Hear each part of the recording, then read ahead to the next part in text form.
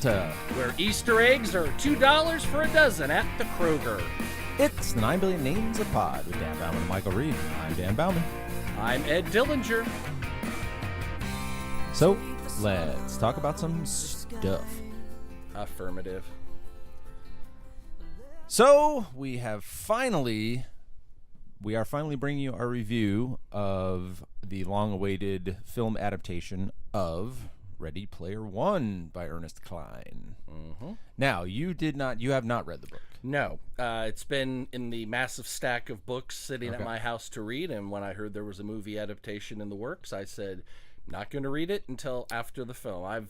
I've had good luck with doing that. It allows me to enjoy the film as its own thing, and then enjoy the book as its own thing. The other way, I'm, the picture in my head is sullied by it. Well, I go into the film going, all right, I want to see this, and then when I don't enjoy it the way I would if I just came in as a clean slate. Right. So, Right. But what about you? Well, I read the book yes. 2 or 3 years ago, something like that. I had been hearing about it forever, and I was on a whim. I was like, I'm buying this damn book finally. I just keep hearing about it. I read it. I loved it. I passed it off to Courtney. Hi. Who's here today. And she read it. She loved it. And then, there's been rumblings of a film for years and years and years and years and years. And finally, it's like Steven Spielberg's making the movie. It's like, interesting. The only guy who could probably lock down all, let's go into, okay, let's start with your opinion of the film, since you hadn't read the book. I knew in the first 10 minutes that he was going to win, obviously. Yeah. The story itself is... nothing new. Absolutely rote. Yeah. Nothing creative or new. But that's fine. It's in how the story unfolds and the B storylines and the visuals. I'd give it a B-. Okay. For doing. Fair enough. It. Not a lot surprised me. Not too much surprised me. But yeah, it was okay. And I've been a fan of Olivia Cooke since Bates Motel. Oh, is that where she's from? That's why I first. Is that discovered. Artemis? Is that? Yes, that's okay. Artemis. And so when I first heard the voice, I went, oh, that's right. Olivia Cooke's in this. And then, of course, then she can't seem to play a role where she doesn't have some kind of a medical or some kind of an issue out of the norm. In Bates Motel, she had a respiratory thing. She had to carry around oxygen. And then this one, she's got a birthmark. It's just like, she... Well, she's a shoe-in then for an Oscar is what it is. Well, basically, she's the, Meryl Streep, candidate under 30. Probably under 25, I would guess. She can't be too much older than you. Never go full birthmark, man. You never go full birthmark. Suffice it to say, spoilers. If you haven't seen it yet, and we're in it now, so tough. Yeah, it's on you. I like the film. I found myself more often than not, and especially in the final battle scene, trying to go, okay, what's that? Okay, that's from that. That's okay. What? I couldn't. When they premiered it at South by Southwest about a month and a half ago, and everybody was there, including Mr. Spielberg himself. Ooh. Yeah, he took trek down to Austin. That young upstart. I think he's going places. Yeah, I think he's got some talent. And his advice was just watch the movie the first time. Just watch the movie. And on your millions or how many subsequent viewings you do, then try to pick out the Easter eggs, because you'll just miss the whole movie if you're just staring at the background. I know. It was very... It was overwhelming in that scene, because I was trying to literally with the whole movie take in 100% of the flood dam release. Of what they. It was like trying to take a drink from the fire hose. That's exactly essentially is what it was. It didn't necessarily make for a bad experience. It was just very overwhelming. Like, okay, I remember from the trailer. Where's the Freddy Krueger? I didn't see the Freddy Krueger. Yeah. And Who's that? And who's that? And who's that? What's that? And trying to find stuff. I can see getting lost in the Right. movie. But in a film about a race to an Easter egg, having Easter eggs throughout it, nice. Well done. Yeah. Okay. So the book. Okay, I will say, I enjoyed that movie, and I enjoyed the book, and they're very loosely connected properties. Okay. Same story, but they changed a lot in the execution of it. Okay. So basic story. Same idea, exactly. Oasis, guy dies. Same thing. Race to the Easter egg. And there we go. It's Willy Wonka is what it is. It's Willy Wonka, and it's this. The characters are the same. It's just how it's executed is. It's not very different. Just there are significant changes from the book. Well, and I'll be the first to admit that sometimes I'm disappointed in how a movie differs from the book, but I also understand that presenting a story in a visual medium as opposed to a literary medium, you have to do things differently sometimes. You have to cut a lot, because I felt like that when the movie started, it would jump. You just jumped right in. You had no idea who these people were, but you just had to know who well, they were. here's the thing that one of the reasons why I went B- on it is that character development was given maybe not a cursory, but at 2 hours and 20 minutes. Yep. I mean, unless they want to make a like a Lord of the Rings 3 hour plus epic, you can't get, you've got to get to the action. You got to get to this, Right.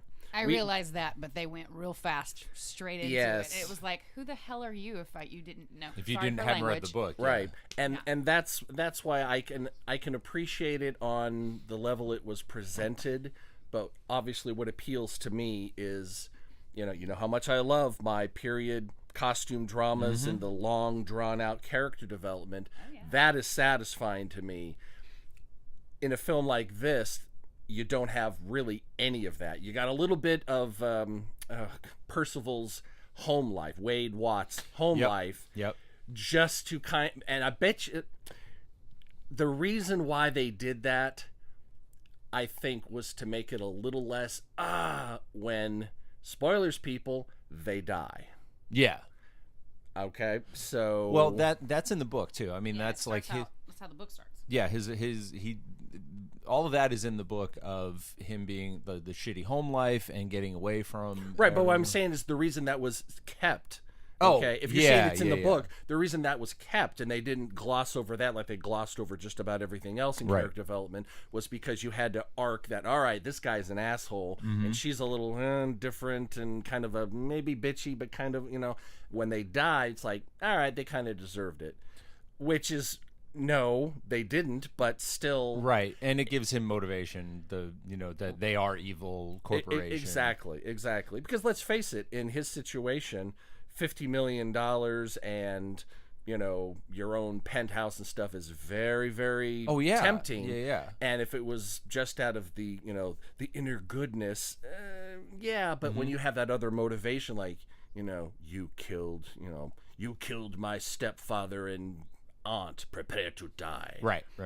That kind of thing. So okay, and one thing that really bothered me is like, you killed my mother's sister. That's your aunt. Say it's your aunt. Yeah. What? Who says that? Nobody ever says that. I remember when that came earlier, just about an hour ago. I went, what? What? Okay. Who talks like that? Nobody. Yeah, that was not the best line. That took me right out of the film immediately. I was like, what? Now, what did you think, Court? You said you had very many opinions, and we haven't really talked about it. No, I've been pretty quiet since we got home from the movie. Give us your broad strokes first, and then we'll dial well, down. I read the book. Yeah. As Dan has mentioned before, and I loved the book. The movie, we both came out of it just recently saying that we loved what that was, but that clearly was not the book. Right. So I am a little disappointed in the movie. Okay. On so many levels, being a musician and being a purist sometimes when it comes to books, I am really angry that certain musicians were left out of that movie. Okay. I mean, Now, when you say I'm musicians, so livid all right. about it. Here's what we'll have to get into. Most significant changes from the book are the actual tests for the keys. Yep. Okay. The very first one was not a race. There is no race in the book that I remember. I may be wrong about that. It's been a couple years since I read the book, but the first contest was he had to get past a lich demon skeleton monster and play a game of joust. Yep. Okay. Like an arcade game of joust, and that's how he won the first key. He doesn't meet Artemis. H is his best friend through the whole book. He doesn't meet Artemis till well after he meets the key. Like, he knows who she is, but he starts becoming famous and popular after he gets the key. Right. And then that's when they finally meet up. I can't remember what the second key was, but the third key is the biggest disappointment for me personally in the book. And from the book, yeah, Okay. that was changed. The change from the book to the movie, or just Yes. you were disappointed in the book version? No. No. Okay, all right. What they changed. So the third key in the movie is when he plays Adventure, and gets the magic, which was great. I really enjoyed that as a thing. In the book, and this hit me like deep. There's something about they find. I don't remember if it's in the clue or something, and he says it's something about the red star that you have to follow, blah blah blah blah. And I shook my head and 2112. I went, see? no fucking way. And yes, it was all tied into 2112. And I was like, please. I didn't think so. I got really excited when they put Tom Sawyer in the teaser trailer. But not in the film. Nope. The only just to play devil's advocate kind of with myself, the only justification I can see is that 2112 and Joust are in the movie as Easter eggs. Well, yeah, the poster at the H is end. wearing a Right. 2112 shirt. Yep. There is a Joust machine in Halliday's. It's either in Halliday's or in what they Halliday's create room later. has a joust. a Joust poster. poster. Or something. So But also a 2112 poster. a 2112 poster. Yeah, that's why I first thought I was like, okay, they got it in there. But that was literally the main thing I wanted to see. I was like, are they going to do it? Are they going to do it? They did not. They changed all of those contests. I can't remember what the second one was in the book. I can't remember either. But the third one, I just was like so angry. That they didn't do it. Angry for Dan's disappointment or for your own? Oh, my own. Okay. Because All right. he didn't tell me anything about the book. When we read books, he reads them first, and then I read them. Mm-hmm. And he's like, just tell me what you think when we get there. All right. And as soon as we got there, I got to the point where I realized how ingratiated they are into the story. I was like, I looked at him and went, oh. I was like, you got to that chapter, did you? Huh. I'm wondering why Rush was not represented musically or in the story. I was waiting for like Tom Sawyer to pop over the end credits Yeah. or something at least, because Yeah. it's and the thing about it is in the book there are Instead we get Hall and Oates over the Right. end credits, which it's period, but well, that's the thing. In the book, believe it or not, there are even more references to stuff. There are just I'm sure. hundreds upon Yeah. hundreds upon Well, it's like the hundreds. adaptation of American Psycho. I read that book in the middle of the fervor over how it should be banned and not carried anywhere because, anytime a book is considered obscene and placed on banned lists, it goes right to the top of my reading list. Like I'll even put down the book I'm reading to get started on it because fuck that. But I tell you, it was a very tough read because I found myself scanning a page after page looking for actual narrative rather than lists of products. And it made for a very, very difficult read. When they did the film, yes, there was some mention of products, but nowhere near like the book. Right. Because that was an inner monologue in Patrick Bates? Bateman. Patrick Bateman? Yeah, I believe. In his head, and trying to get that out in a narrative, it just wouldn't work. I can understand why they couldn't cram every last pop culture reference for two reasons. One, it would clutter up the narrative perhaps, and two, did you see the end credits where they listed the courtesy of? Mm-hmm. I mean, it's stretched on for a long like I period said, of time because But as we've said, as Dan mentioned before, Spielberg, he's the person that could do He's the all only of one that. who's right. could've Well, Only one. that's the reason why we got as much as we did. Oh, I expected Because more. he was so connected to so many Exactly. of those. Or owned. I mean, let's That's face what I mean. it. Yeah. I bet they were all champing at the bit to be in the film for sure. Entirely possible. because of Spielberg. Yeah. Because of If- Spielberg. Because of Spielberg. If someone else made it, like it wouldn't have gone that they smoothly. were like, sure, we'll license it to you. We get the best favorite status that anyone else gets. So if you want, yeah, our and they would little- have gotten 10 properties out of the 500 that they needed. Right. Well, that's the reason why things like WKRP on DVD doesn't have a lot of the original music, because bands that are willing to even license it, there's a clause in those contracts that says you can't pay us less than the best rate that you give to somebody else. So Pink Floyd would command top dollar. Another little band like perhaps Hall & Oates back then, they would have to get the same money as Pink Floyd. Right. And before you know it, your licensing budget would make the box set for season 1 be, $250, which is unsustainable. Yeah. So with Spielberg, he can kind of nudge, nudge, wink, wink, and let's face it, I'd say a good third he was personally attached to. I mean, Artemis, I mean, Percival's car. Yep. As soon as I saw it, well, it's a DeLorean. Let's wait for it. And there's the flux capacitor. Oh yeah, it is the Oh, DeLorean. and Zemeckis- Yeah. Yeah, And the Zemeckis cube, that was nice, because I believe Zemeckis died, and it was a tribute to him. Am I correct? No, Zemeckis hasn't died. Robert Zemeckis is still alive? I believe so. Yeah. Do I need to fact check? Yeah. Let's fact check. Hey, for Yeah. once we can actually fact check in real time. Yeah. No, I don't made believe that. Zemeckis. I think it was just a nod. Just a nod? I Okay.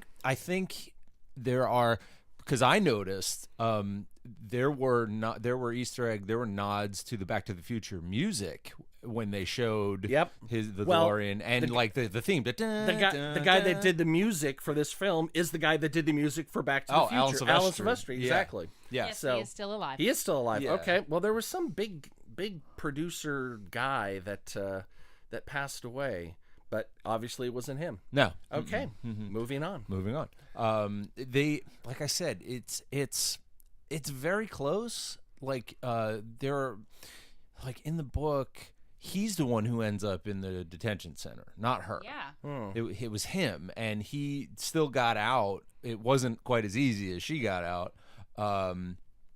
But he's the one who ended up. He ended up with tons and tons of money. He ended up world famous, and the thing I thought was the most I don't want to say disrespectful, but Daito and Sho did not get their due. They all of a sudden they're just there, and it's like, hey, it's those guys, and then they were part of the thing, and they are in the book. They're And in the book, significant. one of them dies. Okay. Again, 2 hours and 20 minutes. Exactly. Exactly. Perhaps, I'm not saying it's happened, but perhaps we're going to get a director's cut, or there'll be deleted scenes where some of this stuff is represented. Yep. And I understand that. There's a lot of times directors will do their film and cut it for theatrical, or cut it to get a PG-13 as opposed to an R, or an R as opposed to an or NC-17. Yeah. And then when it comes out on home video, here's my complete vision. Doesn't happen all the time. It's the deleted scenes. But they come out as deleted scenes, or they're integrated back into the film and say They rarely do that anymore. But but usually it appears as deleted scenes. And I'll tell you, 9 times out of 10, I'll watch those deleted scenes and go, yeah. that was good. Yeah. Whoever is the editor on that film did well. Yeah. A couple of exceptions, but for the most part, made sense. So we'll see. We'll see what happens with the Ready Player One DVD. I wouldn't mind seeing it again, but it is not for me a buy on home video film. it didn't. I don't know if it is for me either. Yeah. I would like to watch it again, and Yeah. if there is a director's cut, I would like to see it, but I don't know if Well, I'm going to get it or Thanks to Movie Pass, I will see it again. not. And which we are We now. just We got are this- official. We MoviePass we don't official. have our card yet, but we will get Very it. good. But of course, the next film that I have to see. What's the other film that everyone's talking about that is basically Infinity War. no? Oh, Quiet Place. Yes. Yeah. Oh, I mean, on a $17 million budget, they are already over $100 million. Oh, they pulled a Yeah. Paranormal Activity deal. Or Blair Witch, or Yeah. well, Blair Witch was definitely far lower. Yeah, budget. it was like $100,000. Yeah, that You know, was they made it for like that was 50 like cents. that was like and a student film that ended up making $100 million. oh well over that. So yeah, so that it's an interesting concept. I dig it. I mean, it was written and directed by John Krasinski and Co-written. Actually, it was script touched up. true. The script but he came- directed the it. screen, didn't He write the directed it screenplay, and he basically? stars. Wrote the screenplay. Yeah. Wrote the screenplay, directed it, and acted it, and then his wife is in it. Yep. That's the Right. first Which time is that super- they ever Well, done the script anything together. existed. It came to Yeah. him, and he Yeah, did but- enough rewrites on it apparently to get a writing credit. But yeah. this is not I mean, I was kind of disappointed that it wasn't his original script, because I wanted him to be writer, director, star. I wanted him to Braveheart this shit. Yeah. But Although I don't know if He'll get there. I don't know. I don't know if Gibson wrote Braveheart. he might have. Probably not by I don't himself. know. I don't remember. It's been a Well, while. Emma in- Thompson in- has also has written screenplays for movies. She wasn't the writer of the actual story. She did a version of Sense and Sensibility that I cannot stop watching over and over. Are you she talking just about- did the screenplay. You're talking about Emma Thompson. Oh yeah, that's And Nanny McPhee. She didn't write that. like No. She just wrote the no. screenplay. yeah. Well, So, he'll eventually get there. Yeah. yeah. Give him time. But good for them for Writing the doing it. screenplay's cool. So yeah, I was so back to Back to the one we're actually talking back about. to Yeah. the one we're actually That talking we have about. seen. Yes, the one that we have seen. Well, I did enjoy the soundtrack in general because every Yeah. time one of the '80s tunes came on, I did start bouncing. I in mean, the theater I seat, so- smiled right when it started with Jump from But Van Halen. from I 1980. actually hit him on the arm and just was there, Yeah, singing along and dancing. Okay, tell me things you really did like in the movie, because I have some things that I really loved, that I really enjoyed. There's not much that I really liked. The banter between the concierge, the docent, the ogre. Yeah, The I picked curator. that up. I caught that right away. I was like, Oh, that's Simon Pegg's voice. I was I like, totally didn't. Yeah, I was like, that's gonna turn around. See, in the book, he meets Og in the Oasis at a certain point at the club. Og is like DJing, so they connect way earlier than just the very end. I thought that was interesting. I liked the concept of recreating scenes from Halliday's life using all Whatever. we're getting there Yeah, in our society where they can take all the available stuff and then 3D render it Yeah. to make it look like you're there. And I kind of like that concept. That was that in the book? I think so. So. Like I said, it's been a while. It's been a while? I Okay. believe. Yeah, but I mean, yeah, there was a record of lots of stuff. Like they did go. I don't remember there being a central archive. Like a library. But they did. Yeah, see, that's the thing I find was a book. interesting. In that day and age, wouldn't you be able to have that on your home computer, screen, phone? Yeah. Little implant- magic box that I'm holding in my Yeah, hand. I get exactly. all my We stuff have that from. now. Now, obviously, you don't get a 40-foot by 60-foot window to watch a 3D With rendering. our own personal curator. Right. Yeah. So there's little bits of comedy in it that I thought were good, but they didn't try to make it too much. You know what I mean? Yeah. It's I call it the Indiana Jones formula. It's not a comedy film, but there's 5 or 6 moments in Indiana Jones where that's funny. Yeah. But it's not, they're not trying to do a comedy. They're just punching up a little bit to give you a wry smile before moving on, in the action. The audience actually chuckled and cheered a little bit the first time he opened up the DeLorean door during the race and collected all the Oh, the coin. coins.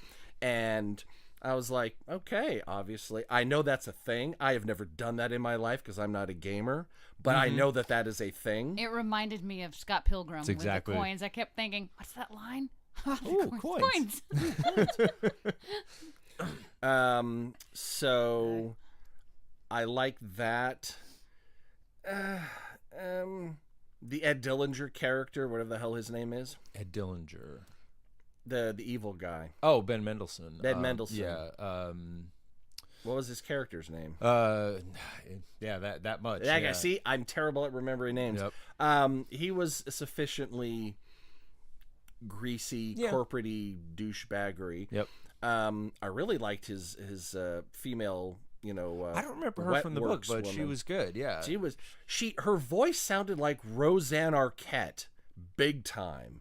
Okay. And I would be curious to look up and find out who that is, and if she perhaps is like a daughter or a niece or something of the interesting. Arquette family. Nolan Sorrento. Nolan Sorrento. That's her The name? bad guy. No, that's the bad. That's guy. Ben Oh, that's the Mendelsohn. Sorrento, exactly. And Sorrento. I think her name was Finale. Finale was her name. Yeah, so okay. you played her. But okay, the things I really enjoyed Mark Rylance's performance as Halliday. Oh, okay. You know, I don't know. I keep hearing how like he wins awards every time he's in stuff, and how amazing of a he's been like recruited into Spielberg's camp. He's been in a bunch of Spielberg movies at this point. He was the Big Friendly Giant, and he was in a couple of like the. You mean the BFG? Yeah, the BFG. That blockbuster Yeah. that probably didn't even make back its but what? No, it didn't make back. No, its it couldn't budget. have. No, it flopped. I really enjoyed the early rumor was that Spielberg was trying to coax Gene Wilder out of retirement to play Halliday. Ooh. No, that. No. What do you mean, no? I would not have liked that. I would not have liked that. Why? The movie is too Willy Wonka, and to have actually Willy Wonka in there playing so against type It might would be too cheesy. would be jarring. And I tell you, with those soft, lovable eyes, I'm sure he can play evil douchebag, but No. He wouldn't. No, as Halliday, as the creator of the. Not as the bad guy. Oh, I'm No, sorry. no. See, I told you I'm bad with names. No, as Halliday, as the creator of the Oasis, like as the Willy Wonka character. Still, Hannah John Kamen is Finale? finale. Interesting. Yeah. Yeah. No. I think it just puts it into a little bit of a cheese ball. It's too much of an on the nose Easter egg, is what it is. There's a nod and there's Yeah. a violent head shake that like Well, cracks. I mean, obviously, Gene was too sick at the time, and he said, "No, I'm not going to do it." When was this thing done? Because Gene Wilder passed away like what, a year ago? it's been more. Well, I mean, it's been in pre-production for at least 2 years. So, Okay. like when Spielberg finally came on to do it, that Right. was.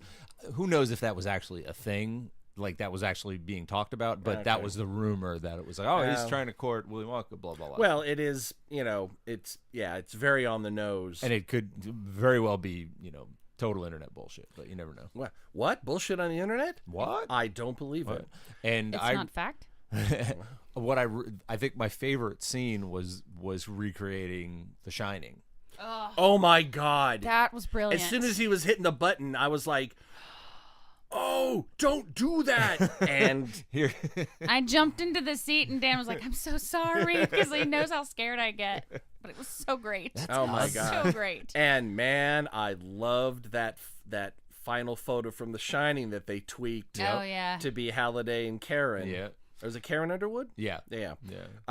I like that. Yeah, I saw that carpet. I went, "Oh, I just want to carpet my entire house."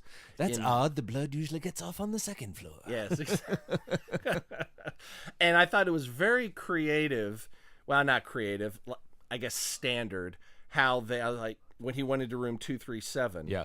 I went, how are they going to do this? Because this is not this is not that film where the It's not- the boobies don't show up. And I have to say, They elegantly. you don't need to see the boobies to know she's naked. And Yeah. they did it in a way where it wasn't like, here we are trying to hide the boobies. They did it, it was done. Well, it's like Spielberg has done films before and he knows how to do these Exactly. things. It seemed Exactly. natural. And it worked out real nicely. Although I don't remember the old woman becoming basically a mummified, She's a rotting corpse. knife wielding, acrobatic corpse in The Shining. but she is an actor. She is a corpse in the book. Yes, exactly. And the twins was a nice touch. As soon as I saw him going off on his own, I said, "Here come the twins," and there were the twins. Oh, don't go to the elevator. Don't go to the elevator. Yeah, that was nice. And as soon as they walked through, I went, "Are they going to a showing of The Shining? That's gonna be." Oh, they're going to the Overlook. Yeah, in the book, it wasn't The Shining. It was a different movie that he went into. It was like Ferris Bueller or something. It was like a comedy. It was like, but it was the same. And that was, I think, that's what it was. That's what the second Easter egg was. That's what the second key was. It was to go into a movie, but it was a different movie. You have to quote the movie. Breakfast Club, I thought. No, I don't think it was Breakfast It was Club. It was a John Hughes movie. It was 'cause a he John had Hughes. to I think it was basically Ferris quote Bueller. I think he had to go to quote a- his house and everything. So something. Oh, if it's the house, then it has to be Bueller. Yeah. It has Yeah. to be Bueller. But- and they nodded to Breakfast Club and Bueller. Yep. And even Say to Anything. even to Fast Times, not directed by John Hughes. Well, It's a trick. Say Anything was another one that they were like, oh, Yep, that him would be holding nice. the radio. That would be nice. that you was know. That's what I mean. It'll take many viewings to dissect it Right. all, and some nerd will post it all online. But Oh, I of mean, it was course. fun to watch and like catch what you could catch. The Anybody out great there thing about listening who certain wants to do it, Easter let us eggs, know. like the holding up of there's no copyright on holding up a boombox and playing a song. There's no copyright. No, in it was that. on the Goldbergs. You can can do it however. Oh yeah, I watched the Ferris Bueller episode Yeah. of Goldbergs. the Goldbergs. I like watching them at late at night when I can't sleep. Yeah, I stopped watching the show just because I have too much crap to watch. I was gonna say why, because you lived it back in the '80s and you're just reliving it. It's tough. Well, I was only 3 years old, so I don't sure. remember too much. Yeah, there's certain things you can do that are nods to films that you don't have to get permission to Oh yeah, do, of course, of course. So you need permission to use the DeLorean, but you don't have to hold a boombox above your you head. don't need permission to use the DeLorean. You do need permission to have the flux capacitor in Yes, it. yes. But then again, That's but it's copyrighted? Spielberg. Yeah, totally. Oh, of course Like it the is. word Yeah. Kleenex is Oh, actually trust me. Even if back in the day they didn't copyright everything to the last Oh. minute thing of a film, they certainly do now and have retroactively Yeah. done it. Kleenex is copyrighted. Sorry. Yeah. Well, yeah, because it's a brand name. Yep. It's Well, it's also, facial this- tissue. Right. Nobody is going around saying that. Right. and this is also, I believe it's a Warner Brothers movie. I think Yep. Warner's put it out. It's a so Warner. therefore they have all the DC Yep. stuff. They have all the Warner Brothers movies that they can pull right from their thing. I noticed Cartoons. no Star Wars Um, other than the mention of the Millennium Falcon. no. There, Yep. There's a lightsaber, Is there one? Yeah. but it's purple. the sound of the lightsaber was not in Right. it. So there you're using an uncopyrightable laser sword. You can do that. And is But there if not- you start using the trademark wah, wah, Yep. that's when you start triggering copyright. Is there not one of the ships? I know in the book they mention the ships. Yeah, you can Actually, mention. not mentioned, but like in the Yeah, the his bay, the his- Battlestar Yes. yeah, in his Galactica. bay. the- Did they this- not this- have that? There's a shot that I was reading about. They in had a- Entertainment Weekly. Yeah, that- H's garage has a Colonial Viper hanging up. Like there, if you see some of the still shots, you can see some. There's a Viper, but there are no overt Star Wars references. Yeah. And it's like that's interesting. Disney like clamping down on that, saying nope, that's ours. Well, I don't know to what degree you can mention something in a film without triggering something. Like, can you say Millennium Falcon in a film? I think you assume can. You can because Yeah, I mean it's a copywritten phrase, I'm sure, But mentioning it in the course of a narrative and not showing it or showing doing that anything image else, or that. I think you're okay. Yeah. Now, of course, when he was pulling out the ships out of the box, Battlestar Galactica, Yep. They had to have all the that. Sulaco, The bike from Akira, Yeah. all that was. and there were certain things I said, that looks like something. I don't know what the reference is because I don't do anime. I'm not an anime person at all. Not that I don't like it. I just never got into it, and it's so my head is. There's so much of it. Yeah. That's why at the end when he becomes the Gundam, when Daito becomes the Gundam, I was like, I only know what that is from the book, from Right. the actual book because he does that in the book. It's a thing. Yeah. That some people are going, ooh, Yeah, that of course. thing. Everyone was like, when the trailer came out, they're like, oh, Artemis is riding the light cycle from Tron. Dude, that's the bike from Akira. One of the few animes I have seen. Yeah. Yeah, I was overall, it's worth another view. Mm-hmm. But Yeah. it's Like I said, I enjoyed that movie. It's not the book. It's not that far off. It's just, see, it's parallel. You're experiencing what I avoid by seeing the film first. Oh yeah. It's when I read the book, Yeah. it will be like an expanded director's version in my head, to where I have my feelings about the film and they're not tied to the book. I really want you to read the book, and I want to talk to you after you read the book because of I wanna the reread it now. more all of the different things that weren't in the film that you're just going to be like, oh my gosh, that's in there. Oh my god, 'cause Well, that's how I did it. You can loan it to me, and I promise not to let it sit on my book of my stack of books for 2 years like Watchmen, and then turn it back to you unread. He says that now. Yeah. 2 years later. You heard him. Have you read Ready Player I One? feel like you should call him out on it. If you cracked it open, you would blow through it. It's because it's not that big, but it's that good. It just grabs you right away. Now let's talk about another character who, of course, I have no idea what the character's name in, but he is voiced by T.J. Miller. Oh, okay. In the book, IROC. That's the name. Is that his name, That's the name. IROC? In the book, okay. So in the book, it goes into a little more depth of the Oasis. It's not just a game people play. All commerce, all school, all like business is transacted in the Oasis. So instead of getting up and taking the bus and going to a building to go to school, everyone just puts on their headsets. Well, they kind of alluded to that in the very opening where he was sliding down. Does OSHA not exist in the future? Because living in the stacks at the top, holy fuck! It's to show poverty, yeah. It's to show poverty and an insane lack of safety. Of course. What happens if you're in a wheelchair up there and you got to get like 900 Pizza Hut drones to like pick you up and bring you down.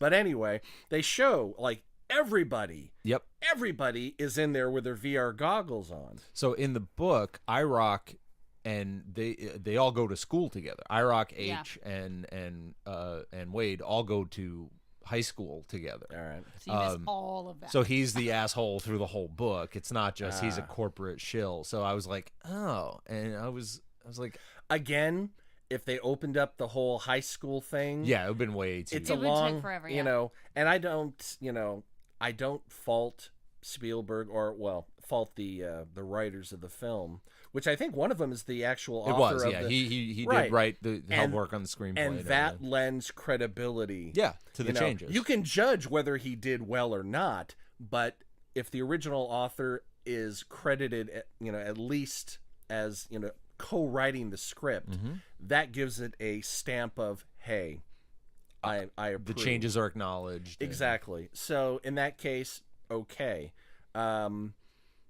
If they had gone to the whole thing where everything is transacted on, with school and commerce, you got little hints kind of that. But there wasn't time for it. Yeah, you'd have to. There's so much that you have to lay out to develop character, develop the universe.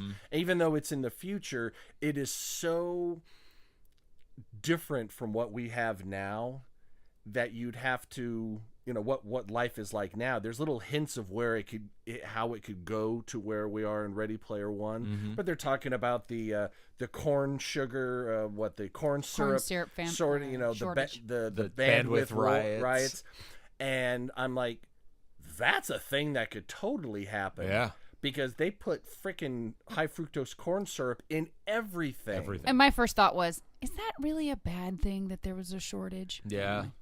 No. Probably not, but when you have been raised all your life and addicted to high fructose corn syrup, if suddenly it goes away, you can't live without it. Some people will freak the hell out. Yeah.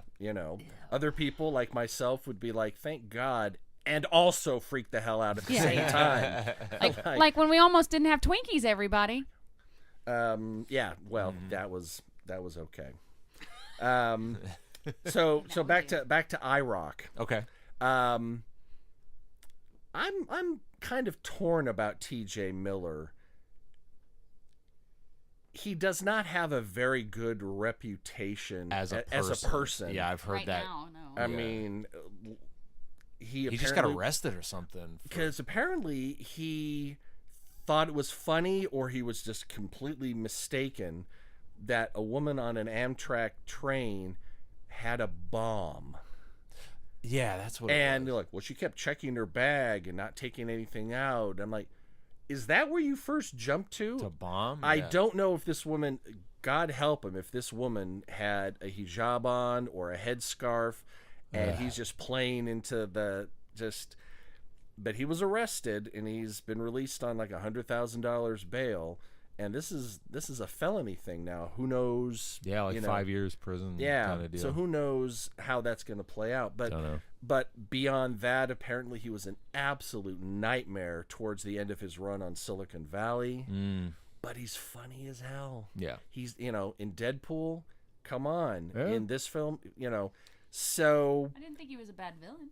no, he's fine. Especially how he tries to keep the coins coming out of his head, his arm socket, And he didn't go over the top with the humor like he can. He was definitely the most humorous character in the film. Yeah. Consistently just bumbling humor, guy. Yeah. But as soon as I heard his voice, that whole, his whole personal shit came into my head for a second, and it's tough. You try to keep that separate, the art and the artist. Yeah. We've talked about this before. If you really love Annie Hall, can you still love it? Because I grew up listening to the Bill Cosby albums. What do you do? Do you is that? Big fan of Kramer. Yeah. Yeah. Well, a lot of people. Yeah, you can't say the things that he said again and not have that, But let's face it, when you're doing stand up, in the case of Michael Richards, Kramer, you're not necessarily a character. Some comedians are, but it's a lot of you in there. And if you think it's hilarious and try to get a joke by using the N-word over and over and over again, yes, it's shocking, but it's not funny. And Sarah Silverman can do that. Sarah Silverman can say the most awful things, and you know that it's a character, and you know that what she's saying is what she means is the opposite of what she's saying. Right. Well, because her personal persona and everything is not that. Yeah. Exactly. Whereas we don't really know too much about No. And that's not his fault.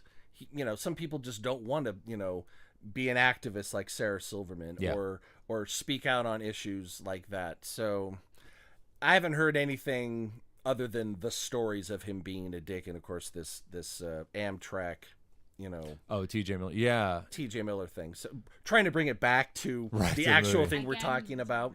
Good character, fun character. When they first showed, I went, wow, that's an interesting looking mask. Oh, it's not a mask. That's his torso. Yeah. Nice. That was cool. That was cool. His avatar was cool. I was surprised we never saw him in the real world. Like they didn't even for laugh. They didn't show him being like the nerdy asshole that he is. I'm surprised we never got that. Yeah. I don't remember if we ever did in the book, but And I'll tell you, a lot of the, you know me as Daito, and I'm like, okay, sure, bye. Like that's what I mean. that's a little too okay.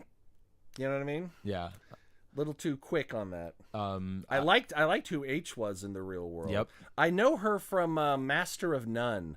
Really? Aziz Ansari. So she's Oh. a semi-regular on Excellent. that show. She's great. And I think she's a comedian. I'm not sure. I've seen her around, but I don't know off the top of my head.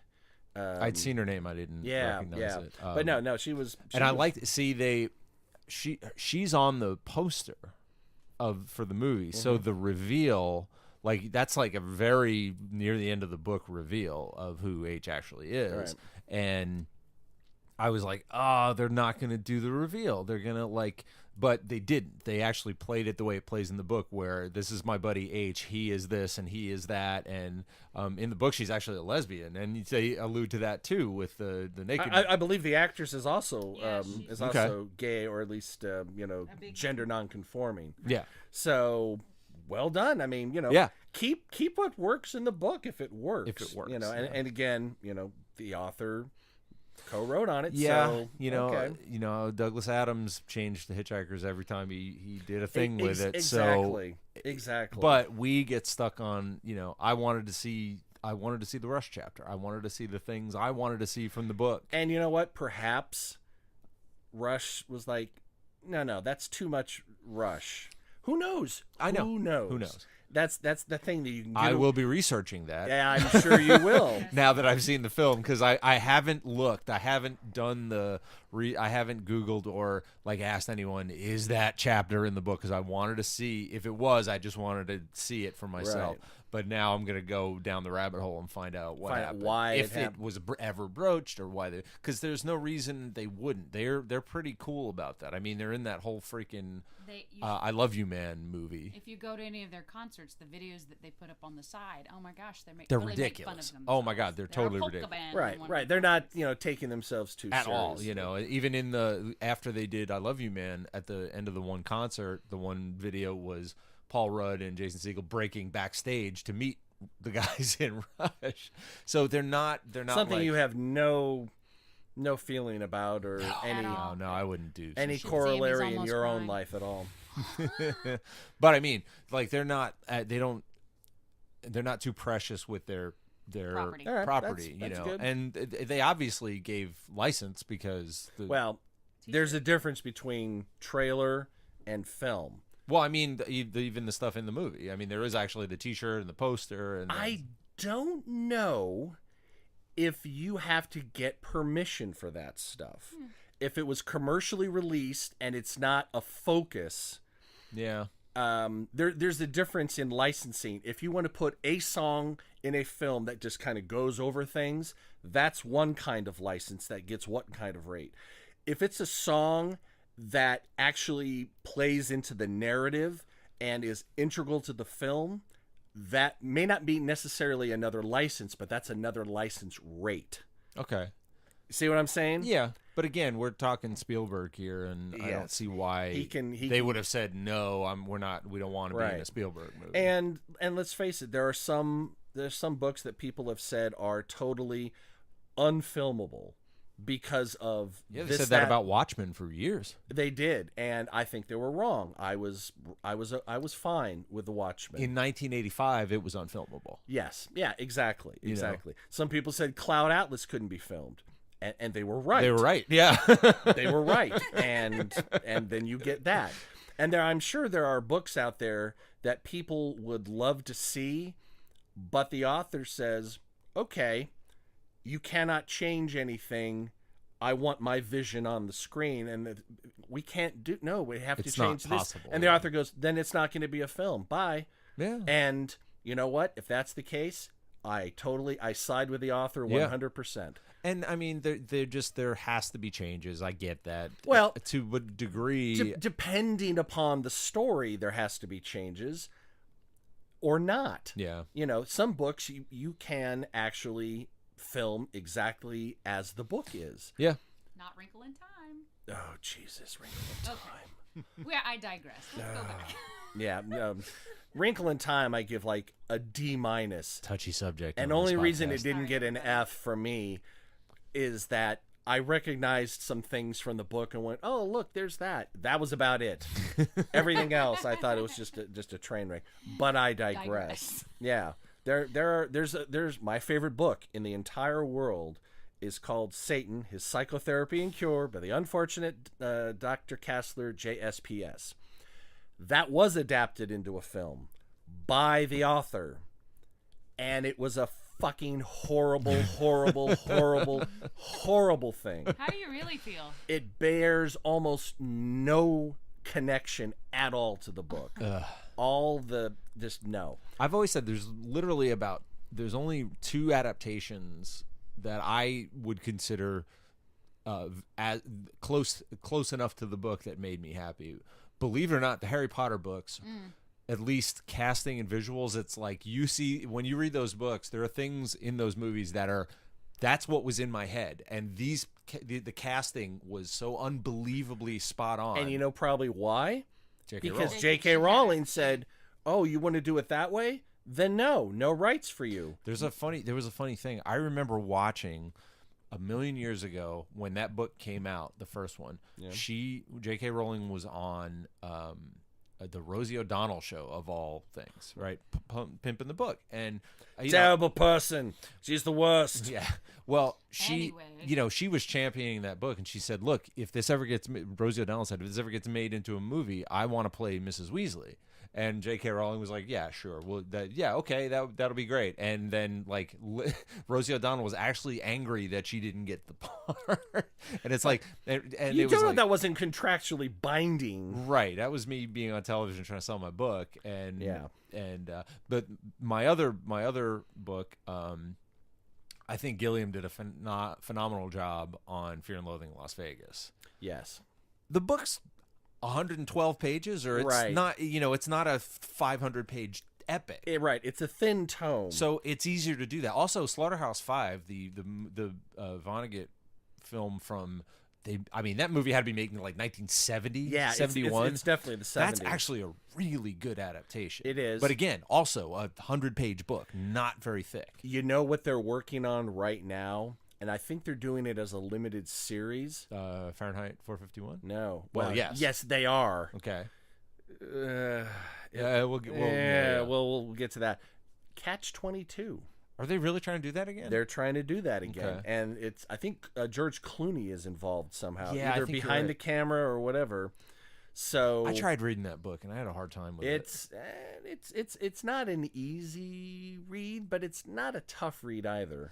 But I digress. As far as adaptations, give it a school grade score just for the general adaptation of Ready Player One. Independent of how you enjoyed or didn't enjoy it, how well it translated from the book to the screen, in your opinion. Just for the adaptation aspect of it. I want to say something between a B+ and an A-.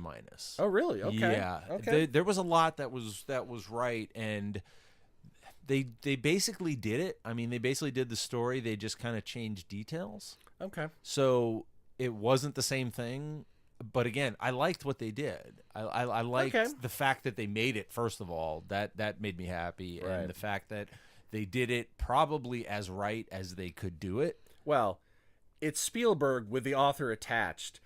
This is Ready Player One as a film.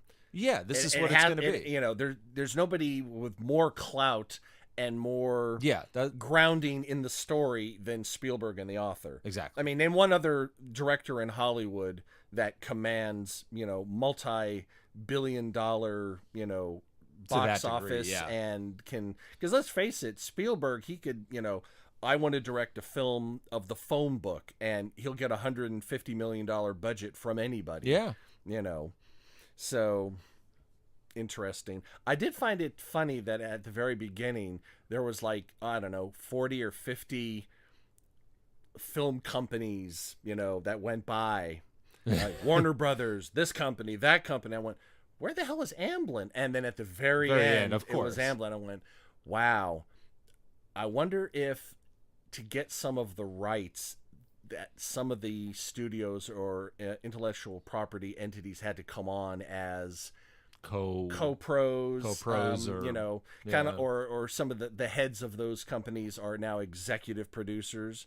Because let's face it, executive producer, it kind of doesn't mean anything. It's just the title. There are definitely executive producer duties, but when you see a film with like 9 executive producers, you got to know at least half of them are just. They got their name up there, they got some money, and they could hang out on the set, and that's about it. Of course. So, you know, that being said, I would love to be an executive producer. So, have you heard that there's already talk of a sequel to Ready Player One? There is, actually. He's working on the book. Right. Yeah. So, they're already talking about a sequel. And I don't know about you, but I want to see even more, you know, 80s pop culture references. Yeah. Okay? Yeah. And I definitely want to see something from St. Elmo's Fire.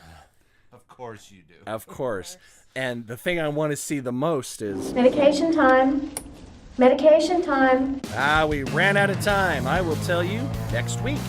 The 9 Billion Names of Pod was conceived, written, and performed by Michael Reed and Dan Baumer, with Abdul Benny Hassan as the sound of splintering wood. Research, transportation, and exasperated looks by this girl over here.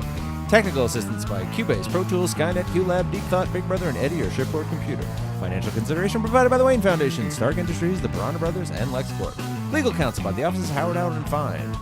In Ready Player 2, they'll cut out moving pictures and permanent waves. Is what they'll do. But they leave in Presto. They'll leave in Presto. Our intro music is written by Tim Akers. This podcast was sponsored by Deeshag Records and it's a production of Audio Primate. Throw us a couple stars on iTunes, why don't you? Listen, watch on YouTube, listen on SoundCloud, stream us on Stitcher, like us on Facebook, follow us on Twitter, or email us, comlink@billionpod.com. Till this happens again, I'm Dan Bauman. I'm Courtney Lohner. I'm Michael Reed. LOC.